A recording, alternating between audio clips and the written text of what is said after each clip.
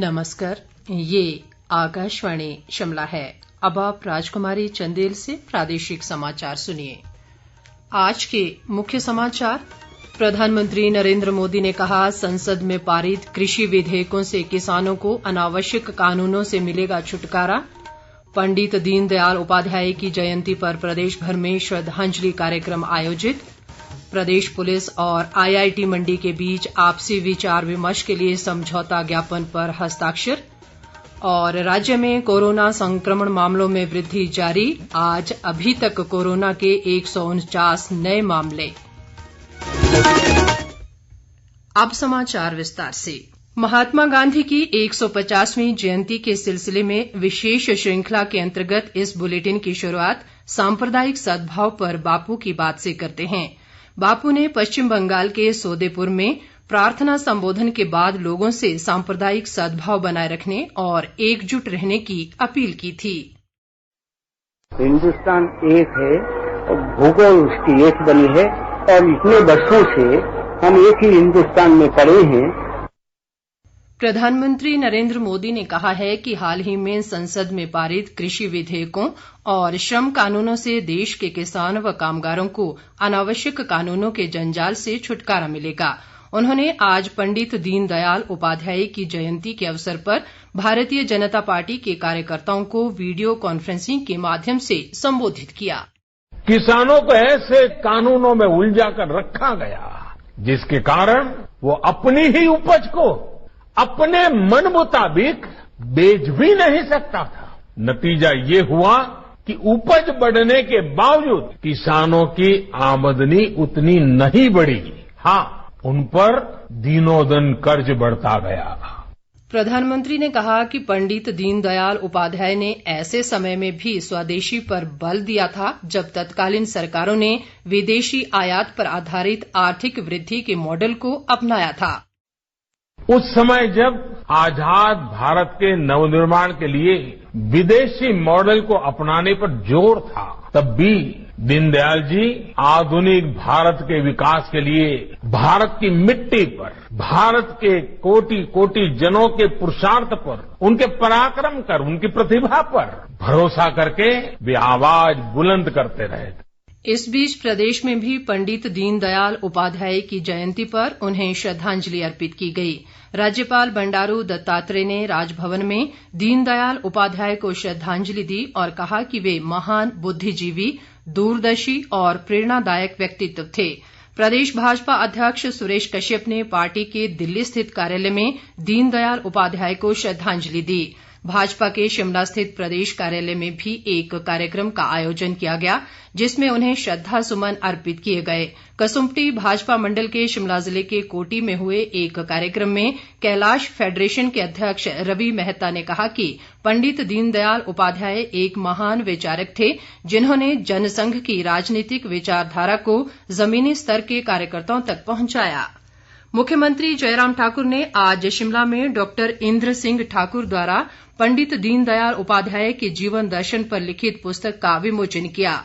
इस बीच प्रदेश विश्वविद्यालय की दीनदयाल उपाध्याय पीठ ने आज एक संगोष्ठी का आयोजन किया जिसमें स्वास्थ्य मंत्री राजीव सहजल ने मुख्य अतिथि के रूप में भाग लिया। मुख्यमंत्री जयराम ठाकुर ने आज शिमला स्थित पुलिस मुख्यालय में सीसीटीवी निगरानी मैट्रिक्स व कमान केंद्र का शुभारंभ किया। इस अवसर पर प्रदेश पुलिस और आईआईटी मंडी के बीच आपसी विचार विमर्श के लिए समझौता ज्ञापन पर हस्ताक्षर किए गए। विस्तृत ब्यौरे के साथ हमारे विशेष संवाददाता। प्रदेश पुलिस और आईआईटी मंडी के बीच हुए समझौता ज्ञापन का उद्देश्य पुलिस कर्मियों को नई तकनीकों, अपराधों का सामयिक और भौगोलिक विश्लेषण, ई चालान और अपराध विज्ञान जैसे मामलों में ज्ञानवर्धन करने की सुविधा प्रदान करना है। मुख्यमंत्री जयराम ठाकुर ने इस अवसर पर कहा कि आईआईटी विद्यार्थियों को भी इसके माध्यम से पुलिस की कार्यप्रणाली जानने और समझने का मौका मिलेगा। उन्होंने बताया कि प्रदेश में इस समय 19,000 से अधिक सीसीटीवी कैमरा स्थापित किए गए हैं और लोगों की सुरक्षा को ध्यान में रखते हुए राज्य में 68,000 सीसीटीवी कैमरे स्थापित करने की जरूरत है। मुख्यमंत्री ने तकनीक के बेहतर इस्तेमाल पर पर पुलिस विभाग की सराहना की। टेक्नोलॉजी भी साझा होगी, नए इनिशिएटिव्स हम पुलिस डिपार्टमेंट में मिलकर के क्या क्या ले सकते हैं, उन सारी चीजों को लेकर के भी आपस में साझा करते रहेंगे। पुलिस विभाग हिमाचल प्रदेश में बेहतरीन काम कर रहा है। टेक्नोलॉजी का इस्तेमाल करने की जहां तक बात आती है, उसमें भी हम बहुत बेहतर ढंग से काम करते हुए परिणाम भी हमारे सामने भी आए। इस अवसर पर शहरी विकास मंत्री सुरेश भारद्वाज और शिक्षा मंत्री गोविंद ठाकुर भी मौजूद रहे। रितेश कपूर, आकाशवाणी समाचार, शिमला। इस बीच मुख्यमंत्री ने आज शिमला में प्रधानमंत्री नरेंद्र मोदी के 3 अक्तूबर को अटल टनल रोहतांग के लोकार्पण के लिए प्रस्तावित दौरे को लेकर मीडिया प्लान बैठक की अध्यक्षता की और इस आयोजन के सीधे प्रसारण के लिए विभिन्न स्थानों पर LED स्क्रीन लगाने के प्रबंध करने के निर्देश दिए। प्रदेश में उचित मूल्य की दुकानों की संख्या बढ़ाई जा रही है ताकि लोगों को घर के नजदीक ही राशन उपलब्ध करवाया जा सके। खाद्य आपूर्ति मंत्री राजेंद्र गर्ग ने आज सोलन में खाद्य आपूर्ति विभाग के गोदामों के निरीक्षण के बाद ये जानकारी दी। उन्होंने इस दौरान खाद्य वस्तुओं की गुणवत्ता का जायजा लिया और अधिकारियों को कमियां दूर करने के निर्देश दिए। जनजातीय विकास मंत्री रामलाल मारकंडा ने कहा है कि अटल टनल रोहतांग के खुलने से लाहौल स्पीति जिले में जहां पर्यटन को बढ़ावा मिलेगा, वहीं कृषि व बागवानी गतिविधियां भी तेज होंगी। लाहौल घाटी के कारगा व गोंदला में आज किसान गोष्ठी और मृदा स्वास्थ्य पर आयोजित कार्यक्रम में उन्होंने कहा कि लाहौल स्पीति जिले के लोगों के लिए अटल टनल रोहतांग वरदान साबित होगी। प्रदेश में कोरोना संक्रमित मरीजों की संख्या बढ़कर 13,535 हो गई है। राज्य में आज अभी तक कोरोना के 149 नए मामले आए हैं। राज्य में इस समय कोरोना के 3,933 सक्रिय मामले हैं, जबकि 9,429 लोग उपचार के बाद ठीक हो गए हैं। प्रदेश में अभी तक कोरोना से 150 लोगों की मौत हुई है। प्रदेश कांग्रेस प्रभारी राजीव शुक्ला ने कहा है कि किसानों के समर्थन में कांग्रेस पार्टी 2 से 10 अक्तूबर तक आंदोलन करेगी। शिमला में आज एक पत्रकार सम्मेलन में उन्होंने संसद में हाल ही में पारित कृषि संबंधी विधेयकों को किसानों व बागवानों के हितों के विरुद्ध बताया। शुक्ला ने कहा कि शिमला के रिज मैदान पर 2 अक्तूबर को कांग्रेस पार्टी कृषि विधेयक के विरोध में प्रदर्शन करेगी। उन्होंने राज्य सरकार पर कोरोना से निपटने में नाकाम रहने का आरोप भी लगाया। प्रदेश विश्वविद्यालय ने दिव्यांग विद्यार्थियों को सभी विभागों में हर वर्ष PhD में एक अतिरिक्त सीट आरक्षित करने का निर्णय लिया है और ऐसा करने वाला प्रदेश विश्वविद्यालय देश का पहला विश्वविद्यालय बन गया है। विश्वविद्यालय के दिव्यांग मामलों के नोडल अधिकारी अजय श्रीवास्तव ने बताया कि PhD के लिए आवेदन की अंतिम तिथि 3 अक्टूबर तय की गई है।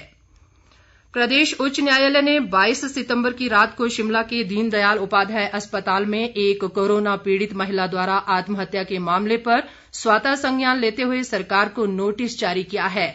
अदालत ने मुख्य सचिव, अतिरिक्त मुख्य सचिव स्वास्थ्य और दीनदयाल उपाध्याय अस्पताल शिमला के वरिष्ठ चिकित्सा अधीक्षक को 1 सप्ताह के भीतर स्टेटस रिपोर्ट दाखिल करने के आदेश दिए हैं।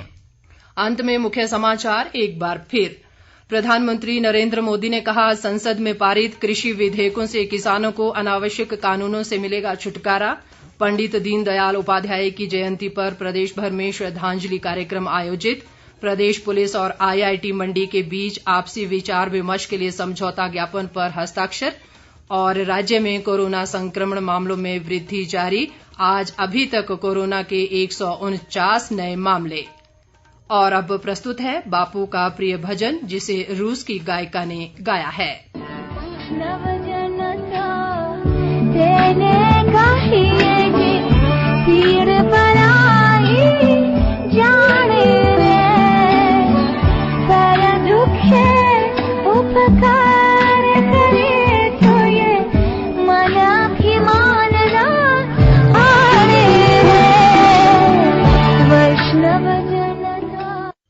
इसके साथ ही ये समाचार बुलेटिन समाप्त हुआ। हमारा अगला बुलेटिन आप सुन सकते हैं कल सुबह 9:20 पर। नमस्कार।